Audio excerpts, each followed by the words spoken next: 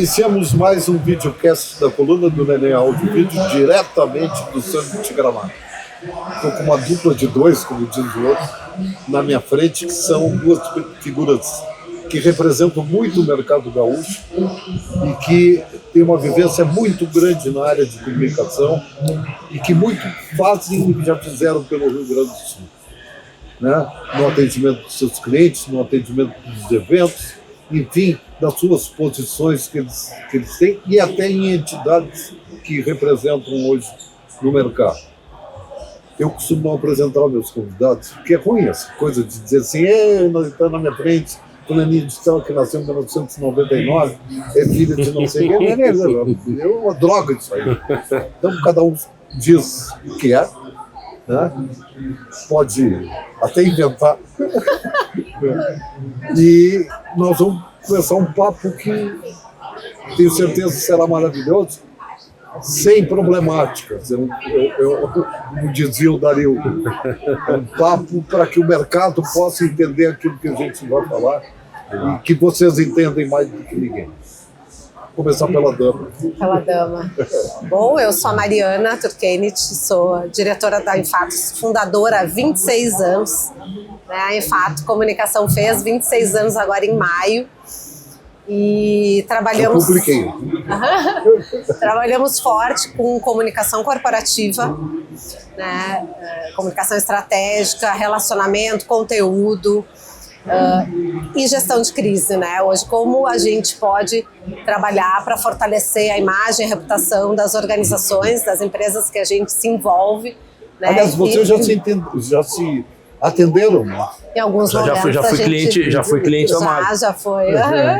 E alguns momentos, né, de conexão aí por esse mercado nosso que é encantador, assim. E é um prazer estar aqui conversando contigo, né, que é um pouco da nossa história da comunicação gaúcha, né, Nenê? A Mariana, eu falo com a Ariana para capacitar. Eu digo da Eliana, só trabalhei com uma empresa de comunicação. É a Mariana. Nós fizemos um evento semana passada. Eu sei. O Babitec. Isso. Legal. Nenê, que prazer estar aqui. Eu sou o Rafael Guerra. Eu hoje estou à frente da área de comunicação e marketing da Fraport. Fraport é a concessionária que administra o aeroporto de Porto Alegre e também de Fortaleza. O grupo Fraport é um dos maiores players aí de gestão aeroportuária do mundo, com quase 30 operações espalhadas na Europa, América do Norte e América do Sul, e lidera e é a proprietária do aeroporto de Frankfurt, né? Uma das maiores hubs da Europa, né? Dimensão, carga, é uma cidade né? Maluca. Em construção de mais um terminal lá ainda, né? Para previsão do ano que vem. Tem que andar de metrô, meu. Exatamente. E já tenho aí alguns bons anos também no mercado, várias passagens sensacionais, RBS, Opus, na CDL Porto Alegre, na Unimed e desde 2023 na Fraport, meses antes daquela que foi a nossa grande crise, né, que vivenciamos no ano passado, com impacto direto no aeroporto. E coisa boa estar aqui, Mari, prazer. Já fui cliente da Mari. Diretor também da ARP. E também, obviamente, fazendo parte da diretoria da ARP. Já participei da DVB também, onde eu ia contar que também já fomos clientes da Mari em outro momento, da Infato. Então, a Mari falou uma coisa que é muito legal do mercado, né, Nenê? A gente sempre vai achar um ponto de conexão. Ou a gente trabalhou junto, ou foi fornecedor, ou foi cliente, ou é parceiro de negócio. Em algum ponto tu vai se enquadrar disso. Seja anunciante, seja prestador de serviço especializado, seja agência, em algum momento vai ter alguma conexão. E aí a gente está num lugar como o Gramado Summit, como outros tantos eventos que conectam o mercado, como é bom ter essas oportunidades para que essas conexões se acelerem. Né? Aliás, a posição que tu ocupa hoje, né, que é na Fraport, é fundamental para que esse evento exista. É verdade. É verdade, sem dúvida. Sofreu muito essa região naquela época. Ele foi... O que os eventos são importantes? Né? Vamos lá. A gente tem que pensar primeiro em movimentar a economia como um todo. Um evento que gera, por exemplo, na Serra, que vai atrair 20 mil pessoas, ele é muito importante. Ele vai mudar o ponteiro do aeroporto? Talvez não. Talvez não mude o ponteiro. Né? Não é uma questão de ter inúmeros voos extras. Não é essa a dimensão. Mas ele tem um impacto que é mostrar, primeiro, a região está pronta para receber grandes eventos. Quando a gente fala em eventos, a gente fala em pessoas. Se é um evento de 3 dias, as pessoas vão se hospedar, vão se alimentar, vão se locomover, vão consumir. Você está mexendo a economia de uma forma muito, muito, muito direta. Você tem o transfer de quem chega do aeroporto, você tem outras formas de locomoção até a cidade em si. Isso vale para Gramado Summit, Expo Inter, Gramado Summit, Salt Summit, Semana Farroupilha, Natal Luz, Páscoa, todos os grandes eventos que mobilizam as regiões e as cidades, eles têm um grande impacto no nosso negócio. Porque se não é diretamente, vou dar o exemplo da Mari, toma a liberdade aqui. Se a Mari não atende especificamente o evento, algum cliente da Mari de alguma forma vai participar ou vai ser impactado com aquele evento. Então tu tem um causa e efeito super importante na cadeia, no mercado como um todo. E obviamente, quanto mais eventos tiverem, maior a propensão do aeroporto ter sim um impacto de acordo com o volume e com quantidade de pessoas. Que bom que essa semana mesmo, com neblina, o equipamento necessário para viabilizar pousos e operações com limitação de visibilidade, ele está instalado, funcionando, e não houve impacto no primeiro e segundo dia do evento para que voos, por exemplo, não pousassem em Porto Alegre. Aeronaves, helicópteros é outra história, e aí a coisa ficou um pouco diferente. Ele é fundamental para não romper barreiras do evento, para fazer com que as pessoas de fora consigam chegar. Sabe que isso que o Rafa disse é tão verdadeiro que o Rodrigo do Opinião hoje virou uma casa Brasil. O Moral de Vila. Sim. Espetáculos para 3.000 pessoas, que antes era só sábado e domingo, está saindo quarta-feira, segunda-feira, terça-feira. E isso movimentou uma comunidade no Bonfim que não existia. Bonfim hoje é um dos maiores centros gastronômicos de Porto Alegre. São de evento, são dos eventos. Exatamente. Por quê? Porque teve uma casa que mobilizou isso. Exatamente. É verdade. E que fez com que a coisa se movimentasse. É verdade. Deu mais segurança, inclusive. Porque botou luz, né? Botou luz. Botou luz. Isto aqui, que Gramado faz com o Marquinho faz, que o Guto faz com coletaria, que o Rafa Tiara faz com uma coisa, porque Gramado, entre aspas, era chocolate, né? Podia. Hoje não. Hoje é uma potência. O produto turístico Gramado, a evolução dos últimos, e aí não é dado científico, é de percepção por ser daqui, né? Há 20 anos atrás, 25 anos atrás, Gramado era o final de semana, o feriadão, e nós tínhamos algumas atrações que nós vínhamos ver. Caracol, Minimundo, Mundo a Vapor, Natal Luz, mais ou menos assim. Claro, tinham outros, mas resumidamente era isso. Quando você tem hoje o potencial dos parques temáticos, dos resorts, hotéis de todos os tipos e níveis, uma oferta gastronômica de todas as esferas possíveis e dimensões possíveis, tu tem um destino que ele deixa de ser do final de semana e feriado e é o da semana. Por que o Brasil olhou Gramado? Porque tinha o que fazer em Gramado em uma semana. Lembrando que Gramado é um perfil, aí você tem Bento, Flores da Cunha, que é um outro perfil. E o potencial turístico da Serra, ele é extremamente fundamental para o Rio Grande do Sul. E a pergunta é aquela, né? Quais são as outras oportunidades do estado para que tenhamos outros cases em termos de produto e que tragam turistas de fora, dentro do Brasil e até de fora do Brasil, para conhecer esses espaços. Outra coisa muito importante, né, Maria, é que Gramado valoriza a mão de obra. Muito. O pessoal da massa comprou uma rádio em Gramado. Geração em Gramado com filial em Caxias. Que eu acho que deveria ser exatamente o contrário, mas tudo bem. Aí nos pediram que indicássemos um gerente, cujo salário era 6 mil, mais comissão. Eu em 2 dias respondi, não, um garçom ganha 10 mais comissão. Como assim? Vem para Gramado. Conhece a realidade. Essa é a realidade. E às vezes uma semana é pouco até para o turista ver tudo que hoje tem de possibilidades aqui, que vem crescendo, né? Sempre tem alguma coisa nova. Tá sempre se reinventando, sempre trazendo algo diferente, assim. Eu sou uma apaixonada aqui pela região, né? E por eventos. Adoro, né? Acho que esse é um evento inspirador, assim, né? Falou em crise. O que representa essa palavra para ti? A crise, acho que é ou hoje... da empresa, ou a crise... eu acho que hoje a crise ganhou um outro olhar para nós depois da pandemia e depois para nós gaúchos da enchente, né? Ele passou, a palavra crise passou a fazer parte da agenda das pessoas, né? Das organizações. Eu tenho medo de chuva. Porque hoje a gente é que nem gato, né? Começa a temporal, a gente já se arrepia, vai faltar luz, vai faltar, enfim... Quanto tempo? Teve momentos que a gente ficou 10 dias sem luz, sem ter tido toda a catástrofe ainda, né? Então, acho que se a gente tem que tirar algo bom dessa história catastrófica toda, é que se passou a olhar também para momentos críticos. Como vamos passar por estes momentos críticos e sair melhores ou diferentes, né, como oportunidades de aprimoramento, assim, mais refinados. Mas viu a resposta né? que a presidente deu no programa que ela foi, que ela disse, vai terminar isso? Não. O cuidado, qual é a grande questão? Exato, as mudanças não exato. precisam ser estruturais, né? As Exato. mudanças estruturais, desde infraestrutura, mas estruturais também para cada empresa conseguir olhar para o seu negócio e pensar o seguinte: vamos olhar a média históricos dos últimos, eu vou falar 10 anos para esticar um pouco a corda, tá?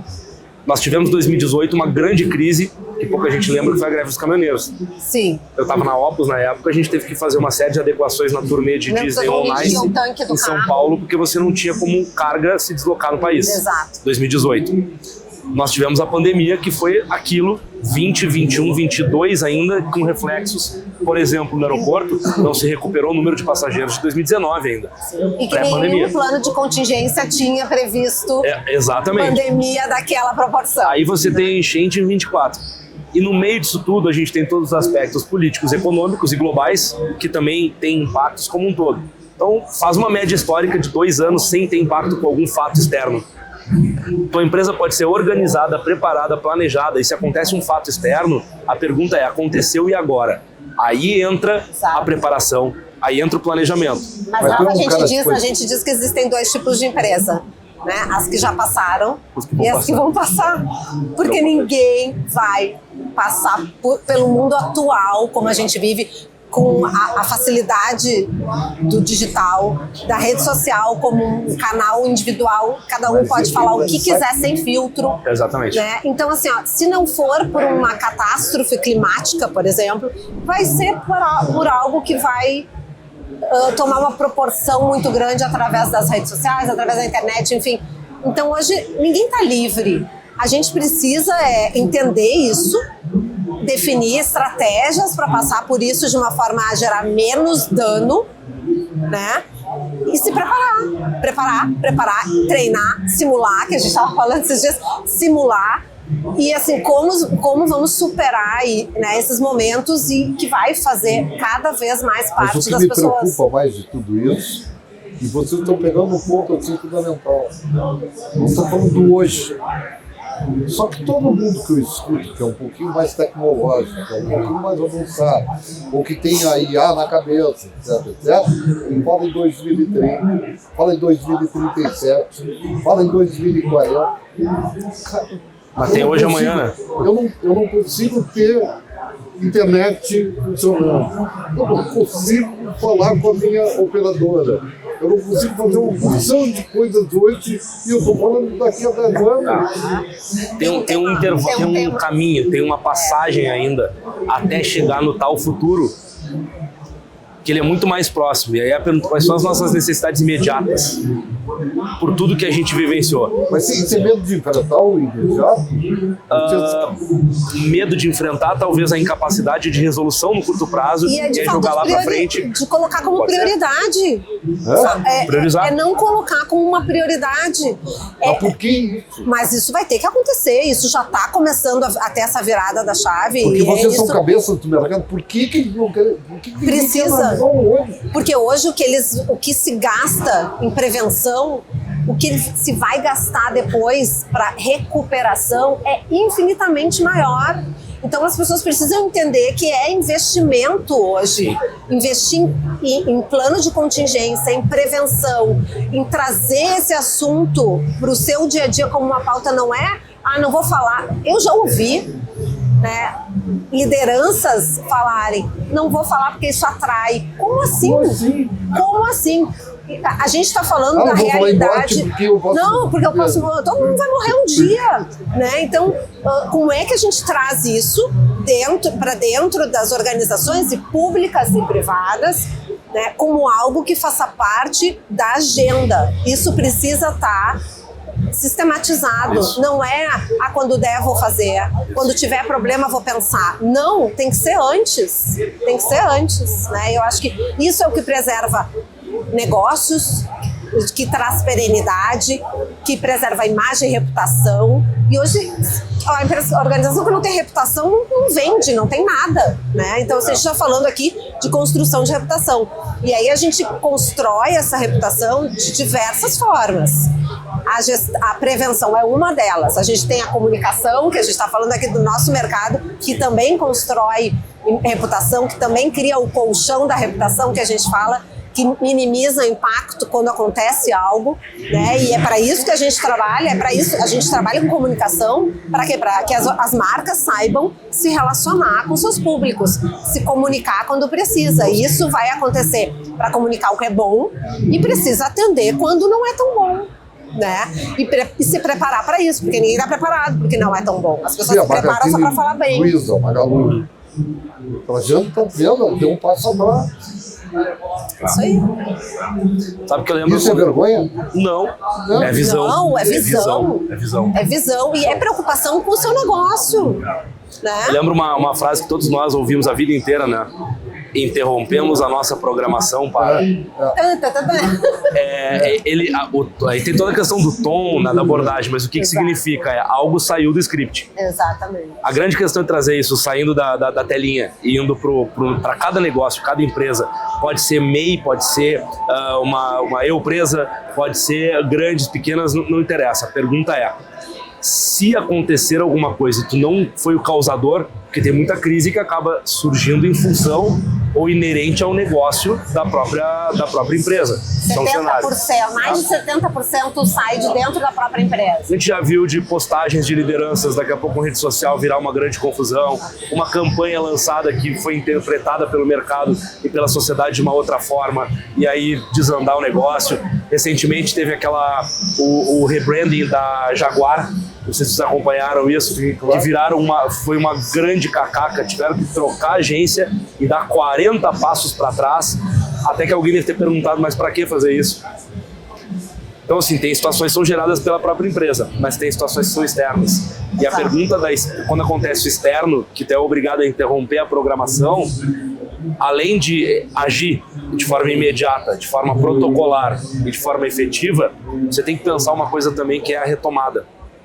Quando for possível. Então também não é simplesmente interromper a programação e esquecer dela. Você precisa estar andando com dois viés, o imediato, a gente estava falando agora sobre isso, o imediatismo, mas assim que puder, como é que tu começa a voltar? E aí vai desde chamar pessoas, desde fornecedores novos, de clientes novos, de anunciar, oi, eu estou aqui, oi, eu preciso comunicar. E para quem? Para quem você quer atingir. Gramado, Serra, que nós estávamos falando no começo, tem um desafio gigante, porque a gente vem de uma pandemia que, por um lado, potencializou o turismo doméstico, vem de uma enchente que parou tudo, que não tinha como chegar, nem terrestre, nem aéreo, e aí chega um momento onde você precisa dizer assim, oi pessoal, nós estamos aqui. A campanha do Rio Grande do Sul foi legal nisso, estamos de braços abertos. Né? A comunicação é fundamental no processo de crise. Mas eu senti isso em Gramado, e Gramado agora está dando um bom dia. Está dizendo obrigado. Ela, antes de todos esses fatos acontecerem, ela não te dizia. Ela estava num patamar tão alto, né, que ela... Quanto tempo vai demorar para que eu possa ser atendido num restaurante? Não tem previsão. E virava os costas e embora. Hoje eu vejo, se tu esperasse 15 minutos, senta ali um pouquinho e tal, nós vamos te dar um refri, vamos te dar um coquetel, já vamos te atender. As coisas mudaram. Então tem que ter água na bunda para que as coisas possam mudar. Não precisa. É bom senso. O ideal é que não, né? E tem algumas coisas que são tradicionais nossas do Rio Grande do Sul. E quando a gente fala em tradicional, remete àquela história da madeira, do rústico, né? Não. Tradicional de característica de valor. Hospitalidade é uma característica nossa. A gente sabe receber bem. Sim. A gente tem isso na essência. E receber bem significa o quê? O que é o receber bem? Como é que tu dá vida para o receber bem? E é forma de comunicar. A sentença, né? Tudo comunica. Tudo. Se você comunica bem e você vende bem... Até você cria comunidade. Não, e se não comunica, dá margem para que se fale. Exatamente. E aí a gente precisa agir na comunicação com consistência e frequência para não deixar que fale. A gente precisa ser protagonista da nossa história, daquilo que a gente está vivendo, mesmo que seja uma crise, e a gente precisa comunicar para quem interessa, né, para não dar margem para o que falam, porque a empresa que não se comunica e não se relaciona num momento crítico, ela não mostra uma preocupação com as outras pessoas também, né, e ela deixa, também ela perde uma oportunidade de fortalecer essa relação que se cria a partir desse momento. Eu dou muito bem com isso, e até pela passagem de vocês e toda a tua gama de clientes que tu tem, de todos os segmentos possíveis de imaginar. Né? Eu tenho, assim, na minha visão, eu tenho, por exemplo, tem um grande supermercado no Rio Grande do Sul, eu tenho há 40 anos um cartão dele.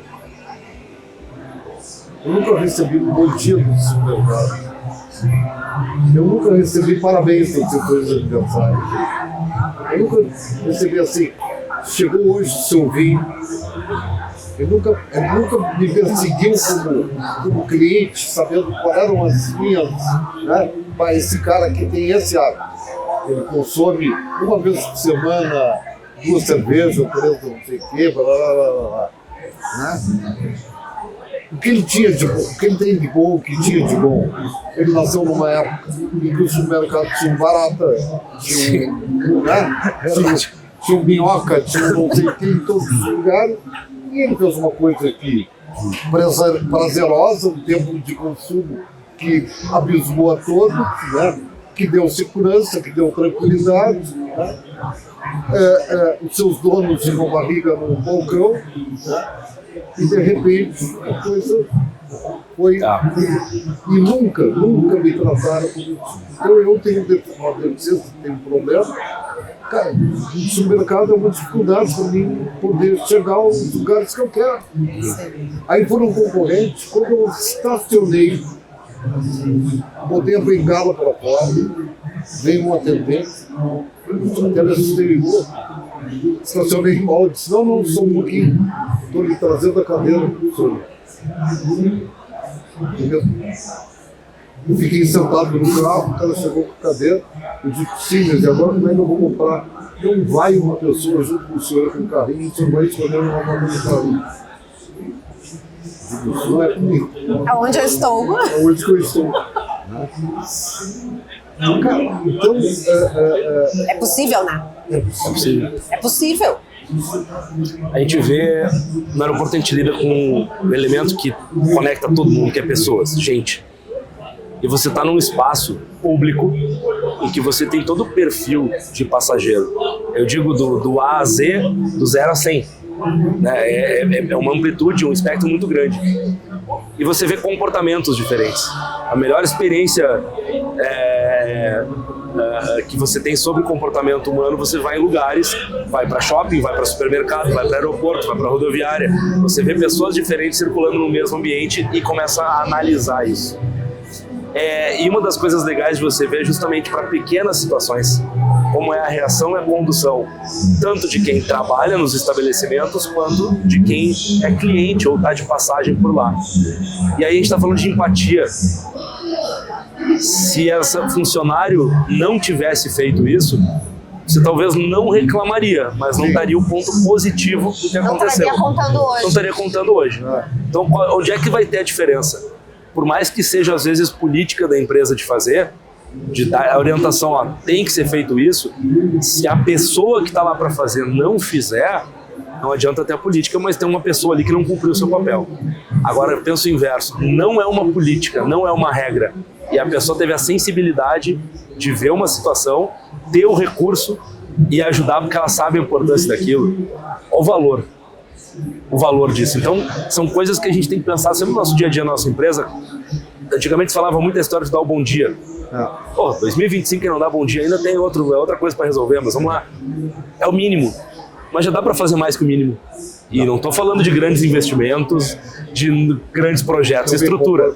É o básico bem feito que a gente tanto tem falado e ouvido em tecnologia e inovação. Como é que a gente quer falar de AI, quer falar de robótica, quer falar de futurismo 2040, 50, se a gente às vezes não dá bom dia em 2025? A sociedade fica bravo contigo, tu diz obrigado. Exatamente. E aí quando tu alia a cultura da empresa com a sensibilidade das pessoas, tu ganha para sempre, né? Assim, é algo que tu cria a memória sobre aquele acontecimento e faz com que tu volte, né? Sabe, Mari e Nenê, ano passado, por tudo que nós passamos no aeroporto, uma das coisas que a gente mais tinha preocupação era isso. Como é que a gente conta as coisas que estão acontecendo? Sim. Mas nós não vamos trabalhar com hipótese. Eu não posso ficar dizendo achamos, ou talvez, não dá. A sensibilidade do tema é muito grande. Então, num certo momento que a gente vê que todo mundo tem, que nem futebol, que nem qualquer assunto, todo mundo tem lá suas demandas de opinião política, religiosa, esportiva e tudo mais, como é que a gente conta para não ser só um clique? Eu não queria clique, nem audiência, eu queria verdade. Então, uma vez eu ouvi uma frase que é muito legal, assim, o que vale mais, né? A velocidade ou a informação? Eu preciso trabalhar com a informação, a velocidade quando eu tiver ela concreta. Quando a gente entendeu o que efetivamente estava acontecendo, parêntese importante, estávamos diante de um fato extraordinário, sem precedente na aviação mundial, onde o mais próximo que entendemos e buscamos na literatura foi aeroportos que ficaram 12, 24 e 36 horas com água. Nosso sistema de pistas por 23 dias. Qual foi?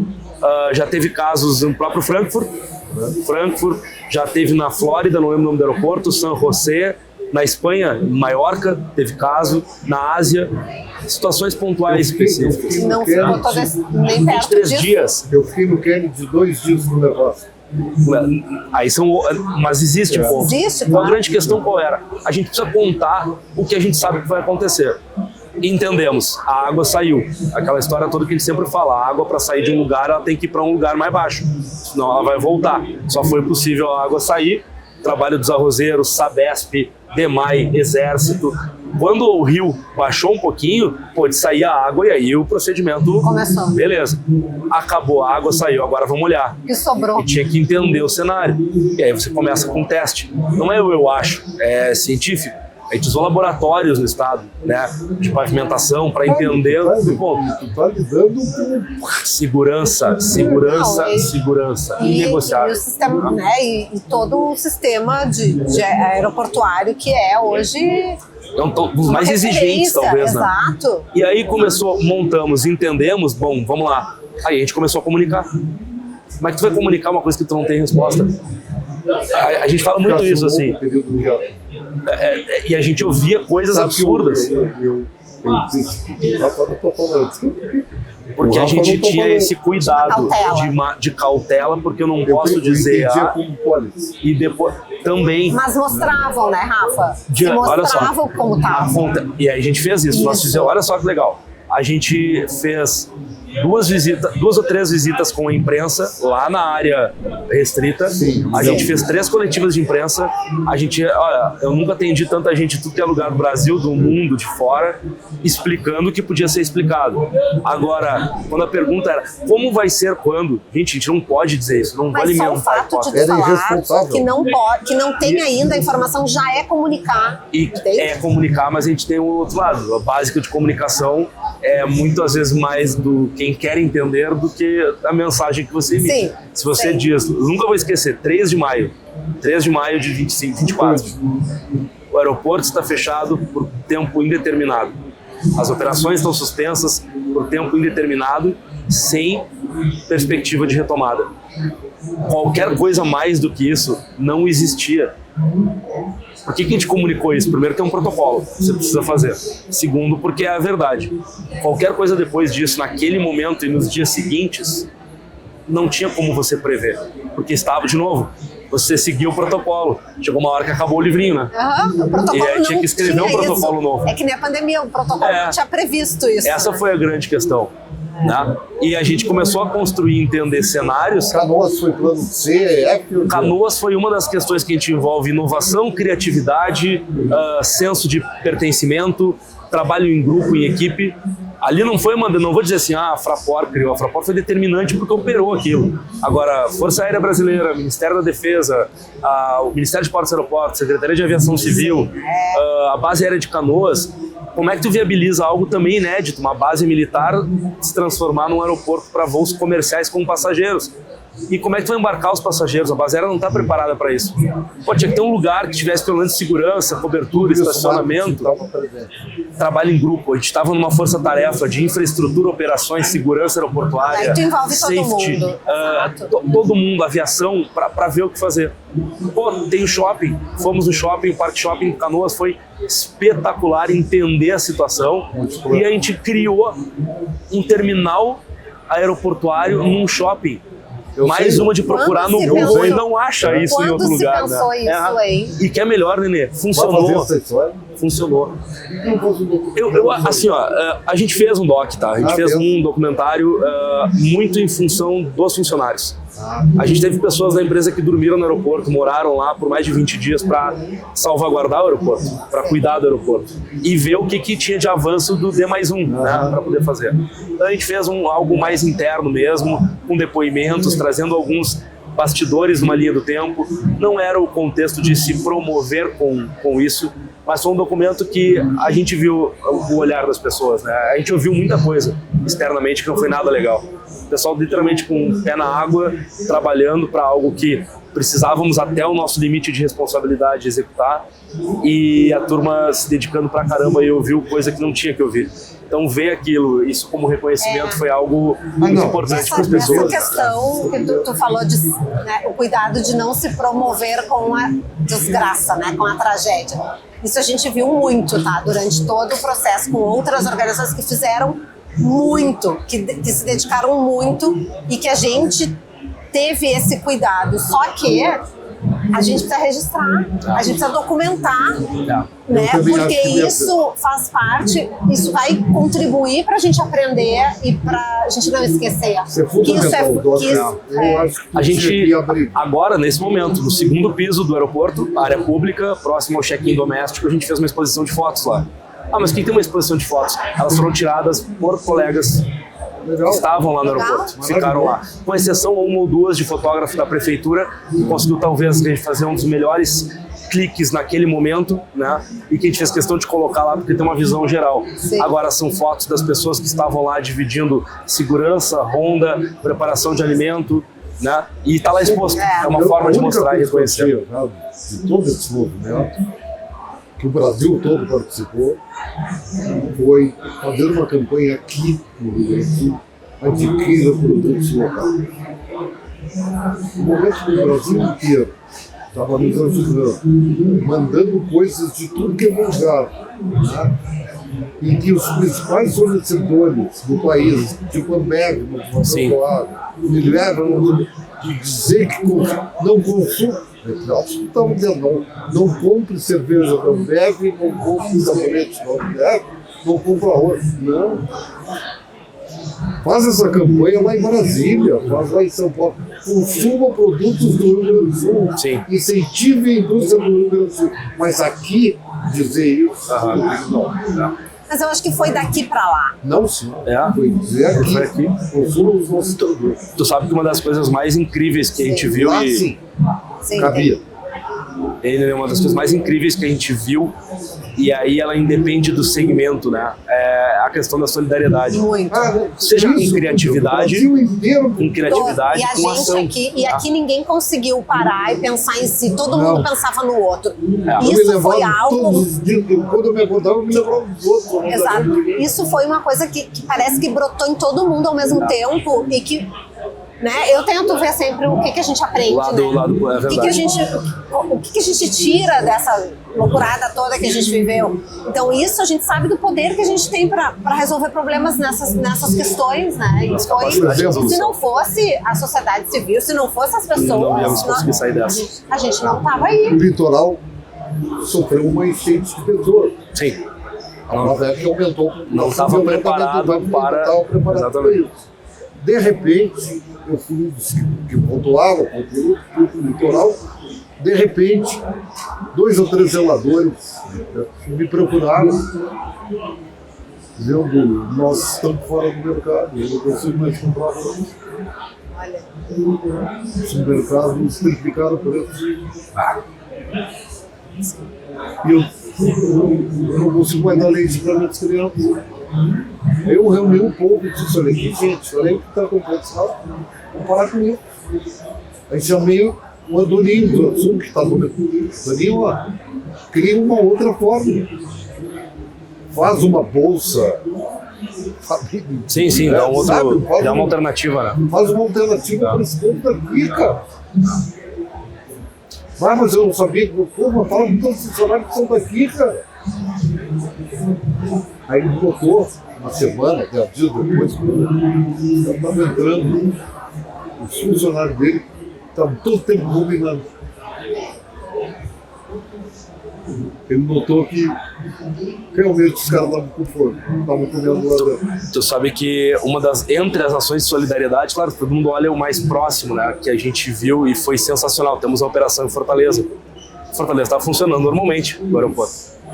E quando a gente começou a ver a equipe de Fortaleza se mobilizando para mandar doações para cá, envolvendo companhia aérea, carregando pallet para avião cargueiro, e que os aeroportos brasileiros se tornaram ponto de doação para cá. Então assim, tu aumenta a escala. Exato. Escala, tu sai do que cabe no porta-mala de um carro pro porão de uma aeronave cargueira. Para vir para Canoas, fora iniciativas, não dá para citar nomes, porque vai se esquecer alguém, mas a dedicação de pessoas para fazer o que precisava ser feito e o que podia ser feito. Isso, o registrar, o documentar, é um negócio que tomara que ninguém passe pelo que nós passamos no estado, mas ao mesmo tempo tomara que o que muitos fizeram sirva de exemplo para quando for necessário em algum lugar, tenham pessoas com essa visão, com esse altruísmo para conseguir fazer a parte. Passeios do Brasil inteiro. Exatamente. Não é circulação passeios do é o contrário, circulação passeios do Brasil. Um colega meu da Fraport, ele no próprio documentário que a gente fez, ele falou uma frase que foi muito legal e tu para pensar no aspecto humano e empresarial, né? De como é que foi, o que a gente aprendeu com isso? E ele citou uma frase, foi assim, ó: a gente criou, parece, uma camada a mais de humanidade, de relacionamento, de confiança, de ser humano. Não é que não tinha isso, mas é o a mais. E essa camada fez com que todo mundo se ajudasse e mesmo literalmente com o pé na água, estava ajudando alguém fora. Sim. Qual o preço disso? O preço não tem, o valor é um negócio maravilhoso. Não, isso a gente aprendeu e que é possível, né? Exatamente. Gente querida, passaram 50 minutos. Olha só. Mas não era 4h30? Olha, assim não dá. Não é um bom A gente fica aqui, né, conversando. Eu vou nacional. Não, olha aí, viu? Como tem portão de embarque, tem todos os procedimentos, então a gente está agora, já está na aproximação final, todo mundo já tem que recolher suas mesas, né? Inclinar a poltrona, cinto afivelado. E agradecendo o dia. Exatamente, esperamos o próximo voo. Foi um prazer ter voado, né? A escolha de vocês. Sempre muito bom conversar. Beijo. Valeu, querido. Muito obrigado. Muito obrigado. Vocês são maravilhosos. Além de serem queridos amigos, né? Então eles são mais bacanas. Que honra. Valeu, Marizinha. Obrigado.